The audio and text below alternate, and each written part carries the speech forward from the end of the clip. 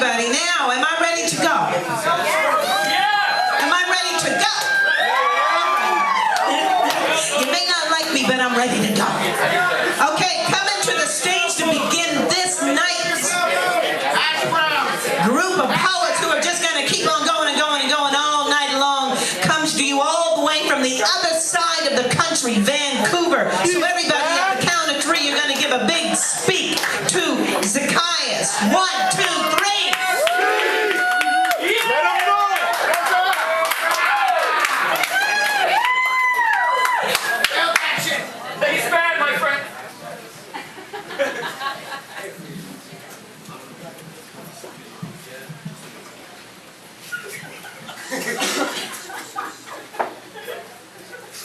So lately I find my mind a lot more inclined to believe that inspiration is a dancer. Fleet of foot and full of wild abandon she prances, hand in hand with the wind, lightly alighting on the faces of bus stop strangers, bathed in the pale luminescence faintly flickering from random pawn shop. We buy and sell golden gem signs. But all that them signs truly do is illuminate a future magnum opus of this mind of mine, because my hope is to one day design a kind of rhyme worthy of the lines etched beneath the eyes of the elderly. And so I employ elements such as eloquence, and I flex upon a lexicon, the text of dawn itself, in order to create a colored wealth of words, all made from shades of grey. Not that it has to be that way, but somehow I don't get to be the same if I simply got up on stage to say that the other day as I was walking to work, I saw this cute little old lady sitting at a bus stop, and for some reason got the bizarre urge to write fuck iambic pentameter on her crow's feet.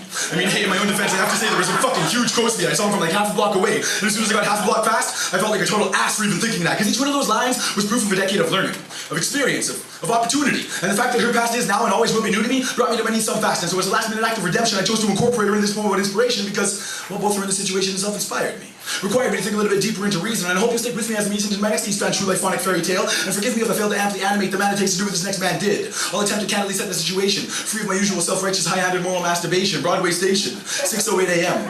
Waiting the daily line for the beeline, think about how late I am, gotta get to work, and there's this fucking jerk up at the front of the line trying to get into the bus in a wheelchair. Yeah, that's right, I said it, fucking jerk in a wheelchair. And don't look at me like that, it's 10 minutes after 6 on a Monday morning, I'm standing outside in the piss-pouring rain with 220 other people. Obviously life ain't real fair. So anyways, 8 minutes later I'm crammed on the bus being a hater because I have to cater to this handicap crap, and then it happened. The bus pulled up to the Fraser Street light, it got a little bit quiet, and through all the yapping and the trap flapping, I heard a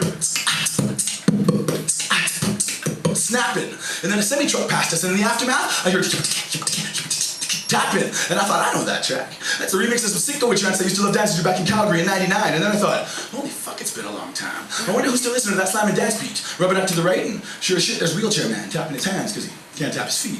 Neck pumping to the rhythm, eyes closed, lips are grinning, laying in his lap, a mini display exactly like the one in my backpack is spinning, and I looked at him for a minute, examined his chair and him there within it, and realized that morning I woken up and opened my eyes not as Zaccheus the poet, but Zach the cynic. I felt my own mouth begin to mimic his, and he looked up just in time to see me smile, his face so full of life and honesty that I instantly regretted the daggers my eyes had been chucking at him from up the aisle. I inclined my head and said, I love that track. He inclined his head back. Man, dancing to trance was my favorite thing in the world back before the accident. I can't dance now, but I think I appreciate the music even more, he replied. And though I haven't shed a tear in nearly 15 years, a part of me almost cried. I realized the specifics don't matter, how we ended up in that chair. Look how I thought of him exactly 10 minutes earlier. Yeah, I stood tall as a man, but a better man sat there. And to think, most of us have the ability to walk, yet barely use it. That man can't dance, and yet he lives for music. No matter how much I respect common sense, one of the most inspiring scenes I've ever seen was him abuse it. It was beautiful, and to be any other way is something I would never say, something that Zach would never tell him. Because yeah, my ignorant eyes first saw irony, but to him it's an act of rebellion. He ain't just listening to tunes, he's yelling at the moon, and he does it so well he makes me want to yell too. So I decided to get up here and tell you, because yeah, I could have written me another poem about how war is terrible and world peace, and how much I'd like to bestow it,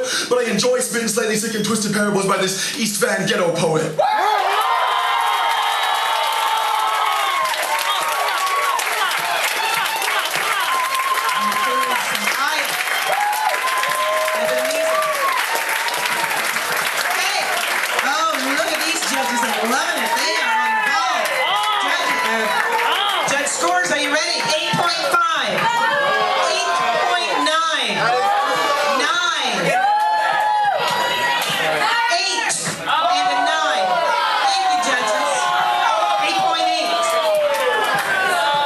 Instead of 8, you guys. Sorry. Hey, you got an 8.878.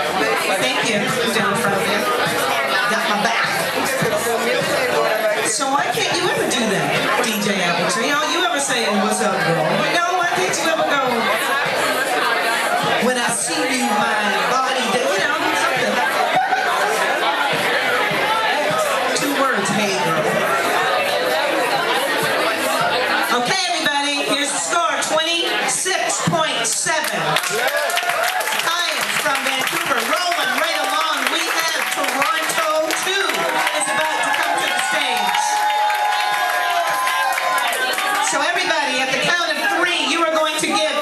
speak to white noise machine. 1, 2, 3.